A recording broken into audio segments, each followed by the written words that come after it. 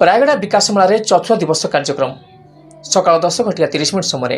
स्थानीय गोविंद चंद्र देव उच्च विद्यालय अनुष्ठित होइछि। यह कार्यक्रम में मुख्य अतिथि रूपे श्रीयुक्त विभूतिभूषण जेना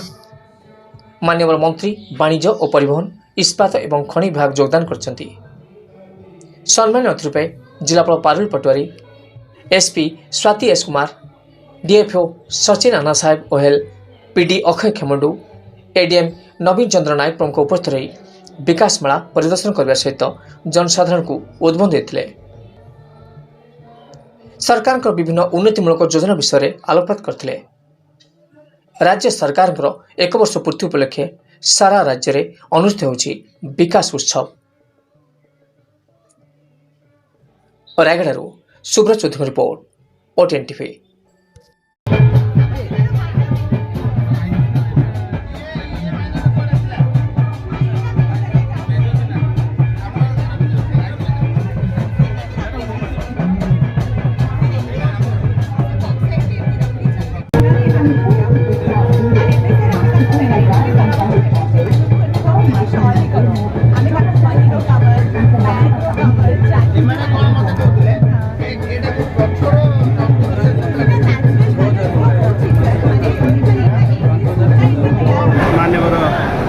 प्रधानमंत्री नरेंद्र मोदी सेवा सुशासन गरीब कल्याण तो ज्ञान विकास देश विकास आह्वान गरीब युवक कृषक नारी शक्ति चारि जाति अभिहित करती धारा नेतृत्व परिचालित ओडिशा सरकार 1 वर्ष 1 उपलब्धि अनेक माननीय मुख्यमंत्री महेंद्र माधीकर सफलतार 1 वर्ष तार रिपोर्ट कार्ड आज जमा जो जनसाधारण आशीर्वाद प्रभु जगन्नाथ आशीर्वाद क्षमतासीन होते माननीय मुख्यमंत्री माननीय प्रधानमंत्री एवं वर्षर सफलता विभिन्न कथा जो कथा देते कथा रखिले सुभद्रा आरंभ कर धनकिला पर्यंत एवं ओबीसी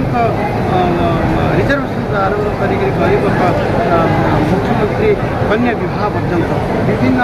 युगान्तकारी योजना लोक पाखे पहुँच सारी तार केवल आम तर्जमा करने राज्य राज्य जिला जिला बुलूँ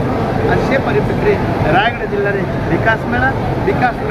समस्त आसते मोर कथा कहवाई ये विकास वास्तव में योजना पाखे वास्तव विकास मेला विकास रथ पड़ू चारिड़े विकास रथरे कोर्टे मध्य रेजिस्ट्रेशन हम जो हिताधिकारी जहाँ चाहिए से रेजिस्ट्रेशन पंजीकरण करेंगे पाइपर आज से परिप्रेक्षी आज विकास मेला लाभान्वित होता विभिन्न योजना हिताधिकारी संबर्धित होते।